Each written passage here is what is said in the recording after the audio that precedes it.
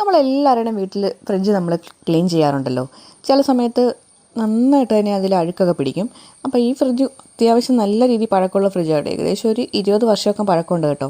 അപ്പോൾ ഇപ്പം ക്ലീൻ ചെയ്തിട്ട് കുറച്ച് നാളായി. അപ്പോൾ ഞാൻ വിചാരിച്ച് നിങ്ങളായിട്ടൊന്ന് ഷെയർ ചെയ്യാം ഞാൻ എങ്ങനെയാണ് ഫ്രിഡ്ജ് ക്ലീൻ ചെയ്യുന്നത്. അപ്പോൾ അതിന് വേണ്ടി ഞാനിവിടെ എടുത്തിരിക്കുന്നത് കുറച്ച് ബേക്കിംഗ് സോഡ ആട്ടോ. പിന്നെ വേണ്ടത് കുറച്ച് വിനാഗിരിയാണ്. ബേക്കിംഗ് സോഡയും വിനാഗിരി നമുക്ക് നല്ലൊരു ക്ലീനിങ് ഏജൻറ്റാണെന്ന് എല്ലാവർക്കും അറിയാമല്ലോ. എല്ലാവരുടെ വീട്ടിൽ എപ്പോഴും കാണുന്ന സാധനങ്ങളാണ്. അപ്പം കുറച്ച് 1 സ്പൂൺ ബേക്കിംഗ് സോഡ എടുത്തിട്ടുണ്ട്. പിന്നെ കുറച്ച് വിനാഗിരിയും കൂടെ ഒഴിച്ച് കൊടുക്കുന്നുണ്ട് കേട്ടോ.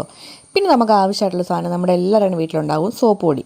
കുറച്ച് സോപ്പ് പൊടിയും കൂടെ ഇട്ട് കൊടുക്കുന്നുണ്ട് കേട്ടോ. സോപ്പ് പൊടി ഇനി ഇല്ലെങ്കിൽ നമ്മൾ പാത്രം കഴുകുന്ന ലിക്വിഡോ അതായാലും മതി കേട്ടോ. ഞാനിവിടെ 1 സ്പൂൺ സോപ്പ് പൊടിയും കൂടെ എടുത്ത് നന്നായിട്ടൊന്ന് മിക്സ് ആക്കി എടുക്കുന്നുണ്ട് കേട്ടോ. നല്ലൊരു സൊല്യൂഷനാണ്. നന്നായിട്ട് തന്നെ നമുക്ക് ക്ലീൻ ചെയ്തെടുക്കാൻ പറ്റും. ഫ്രിഡ്ജ് എത്ര അഴുക്കുണ്ടെങ്കിലും അടിപൊളിയായിട്ടത് മാറ്റിയെടുക്കാൻ പറ്റും കേട്ടോ. ഞാനിവിടെ കുറച്ച് വിനാഗിരിയും കൂടെ ഒഴിച്ച് കൊടുക്കുന്നുണ്ട് കേട്ടോ.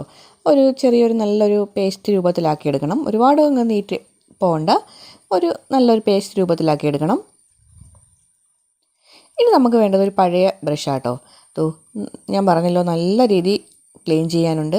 അപ്പോൾ ഒരു ബ്രഷ് വെച്ചതോ നമുക്ക് നന്നായിട്ട് ആ ഒരു സൊല്യൂഷൻ ഇതിലോട്ടൊന്ന് അപ്ലൈ ചെയ്ത് കൊടുക്കാം. എന്നിട്ട് ഇതുപോലെ ബ്രഷ് വെച്ച് ക്ലീൻ ആക്കിയാൽ മതി കേട്ടോ. ഒരുപാടിട്ട് ഉരച്ച് കഴുകുമൊന്നും വേണ്ട. വളരെ പെട്ടെന്ന് തന്നെ നമുക്കിത് ക്ലീൻ ആക്കി എടുക്കാൻ പറ്റും. നിങ്ങൾ ട്രൈ ചെയ്ത് നോക്കണം, അപ്പോൾ അറിയാൻ പറ്റും.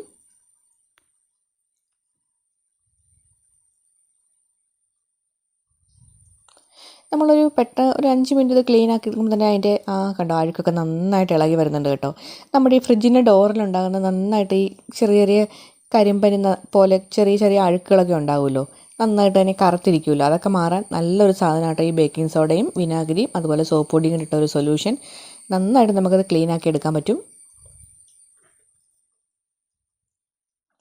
ഞാനിവിടെ അത്യാവശ്യം നന്നായിട്ട് തന്നെ ക്ലീൻ ആക്കി എടുത്തിട്ടുണ്ട് കേട്ടോ. ഫുള്ളായിട്ട് ഞാനിവിടെ ക്ലീൻ ആക്കിയിട്ടുണ്ട്. ഫ്രിഡ്ജിൻ്റെ അകമെല്ലാം ആ ഒരു സൊല്യൂഷൻ വെച്ചാണ് ക്ലീൻ ആക്കി എടുത്തത്.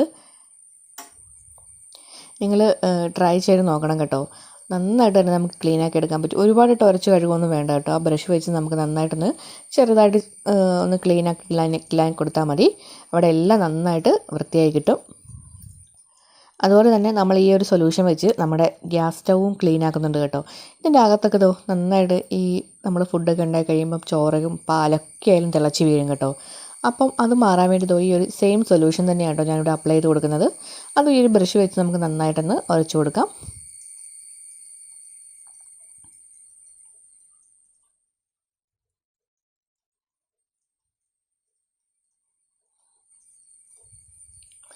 എല്ലാവർക്കും വീഡിയോ ഇഷ്ടമാകുവാണെങ്കിൽ എല്ലാവരും ഒന്ന് ട്രൈ ചെയ്ത് നോക്കണം കേട്ടോ.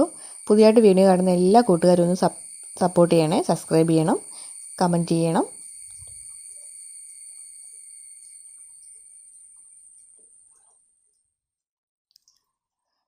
നമ്മൾ ഇടയ്ക്കിടയ്ക്ക് ഈ ഒരു സൊല്യൂഷൻ ഉണ്ടാക്കിയിട്ട് ഇതുപോലെ ഒന്ന് ക്ലീൻ ചെയ്ത് കൊടുത്താൽ മതി കേട്ടോ. നമ്മുടെ ഫ്രിഡ്ജും അതുപോലെ തന്നെ ഗ്യാസ് സ്റ്റവും ഒക്കെ നമുക്ക് വളരെ പെട്ടെന്ന് തന്നെ ക്ലീൻ ആക്കി എടുക്കാൻ പറ്റും. ഈ സൈഡിലൊക്കെ അഴുക്ക് പിടിച്ചിട്ടുണ്ടായിരുന്നു കേട്ടോ.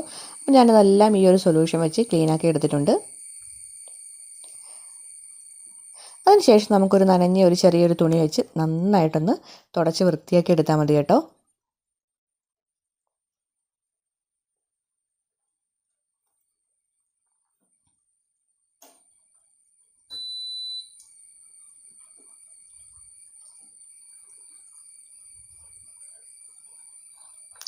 ഞാനിവിടെ എല്ലാം നന്നായിട്ട് ക്ലീൻ ആക്കി എടുത്തിട്ടുണ്ട്.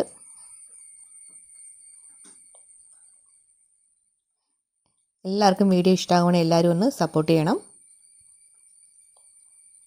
നമുക്കിനി പുതിയൊരു വീഡിയോ ആയിട്ട് കാണുന്നവരേക്കും എല്ലാവർക്കും ബൈ.